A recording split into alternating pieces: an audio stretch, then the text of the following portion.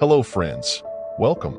Today, we'll delve into the deep waters of ancient philosophy and explore how Stoicism can strengthen valuable connections in our lives. Stoicism is a philosophy that guides not only in ancient Rome but also in our modern lives. This video will discuss how we can integrate Stoic principles into our daily lives and build authentic, meaningful friendships. If you want to add a Stoic perspective to your life and create deeper connections, let's get started right away. To erase false impressions from your mind, constantly repeat to yourself, "The power to keep all evil, desire, or any kind of disturbance at bay is present deep within my soul. Instead, I will see the essence of things and give them the value they deserve." Always remember this power that nature has given you. Marcus Aurelius, Meditations. Anyone who has attended a yoga class or read even a little about Hindu or Buddhist thought has probably heard of the concept of mantra. This word, meaning sacred speech in Sanskrit, essentially refers to a word, a thought, or a sound that brings clarity to the individual or guides them on their spiritual journey. Mantra can be very helpful, especially in the process of meditation, as it helps us to distance ourselves from everything around us while we focus. From this perspective, Marcus Aurelius's Stoic mantra seems reasonable. It is a reminder or saying that we can use when false impressions of daily life and distracting or overwhelming things come upon us. It goes like this: "I have the power to keep all these at bay. I can see the truth." You can change the words as you wish. This part is up to you. But create a mantra for yourself and use it to reach the clarity you long for. A person who desires to be virtuous and kind must train themselves in 3 areas. The first is related to desires and anger. One should never overlook the signs in their desires and should not fall into the things they hate. The second is our impulses to follow and not to follow. To expand further, our duties, one should act intentionally and with goodwill and should never act recklessly. The third and final one is to avoid prejudices, to remain steadfast in will, and to be mindful of all our judgment processes. Judgment is the approval mechanism of our mind's perceptions. Among these 3 areas, the most important and the first to focus on is the first one, which is related to our passions. Because strong emotions only arise when we succumb to our passions and anger. Epictetus, Discourses. Today, let's focus on the areas of training that Epictetus has prepared for us. Firstly, we should consider what we should desire and what we should not. Why? Because this way, we can desire what is good and avoid what is bad. Listening to our body alone is not enough. Because, as you also know very well, the things that attract our attention usually lead us astray. Then, we should examine the impulses we will act upon. These are our motivations. Are we acting for the right reasons? Or is it because we have stopped thinking or because we think we have to do something? Finally, we should address our judgments. This is our ability to use reason, our innate talent, to see things around us clearly and accurately.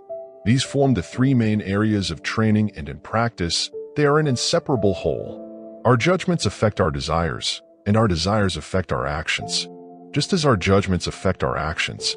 But we cannot expect these to happen on their own. We must focus on every aspect of our lives with great care and energy. Only then can we achieve clarity and success.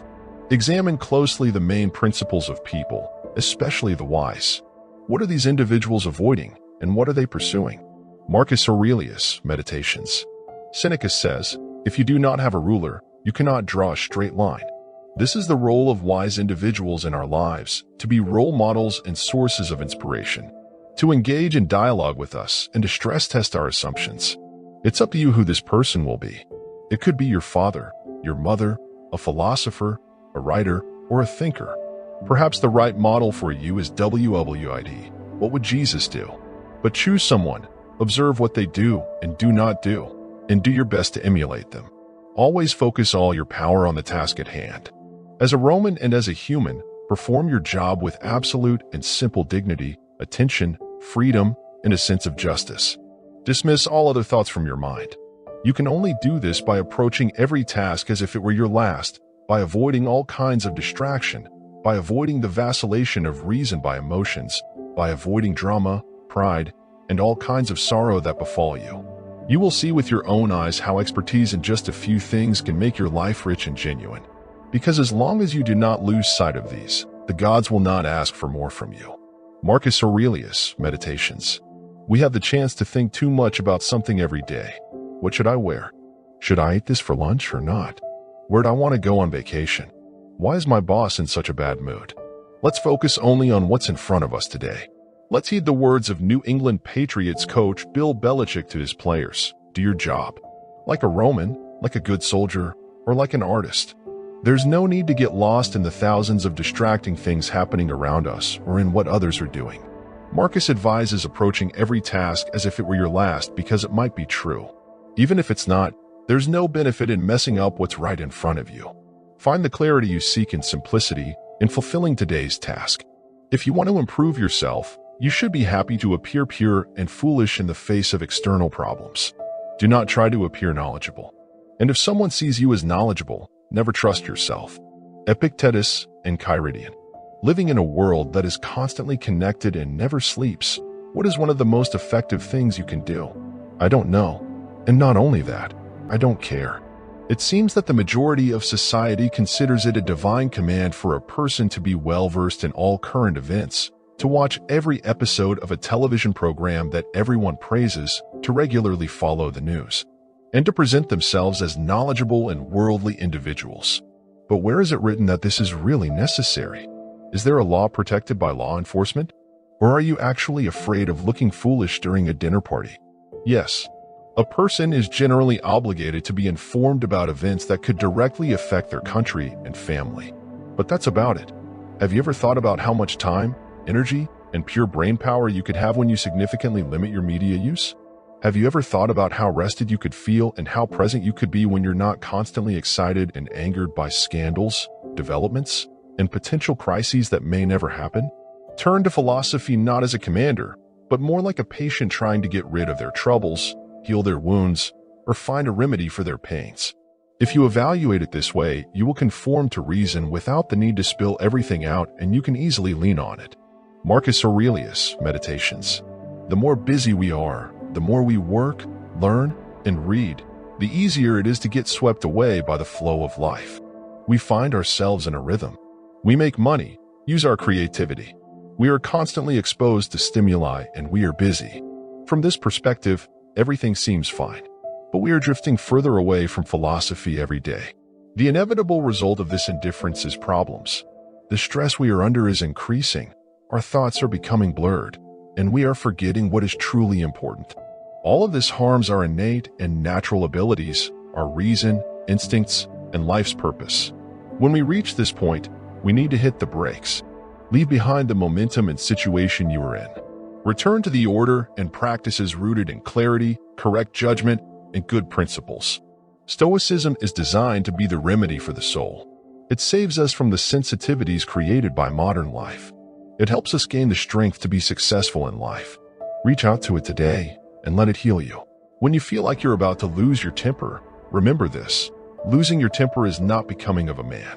Human emotions are only kindness and civility, and therefore, what is becoming of men? A real man does not become the slave of anger and dissatisfaction. We can say that such a person is strong, brave, and resilient. These people do not get angry or whine. A man is as strong as the calmness of his mind. Why do athletes trash talk each other? Why do they deliberately say aggressive and disrespectful things to their opponents without notifying the referees? To make their opponents lose focus. Because they know that the easiest way to distract their opponents from the game is to make them angry. Whenever you feel angry, try to remind yourself of this. Anger is not powerful, influential, or solid. Anger is a mistake. It is a weakness. Depending on what you do, even a trap set by someone else for you can be a mistake. Fans and opponents alike used to call boxer George Foreman the ring robot, because he seemed to be devoid of even the slightest emotion.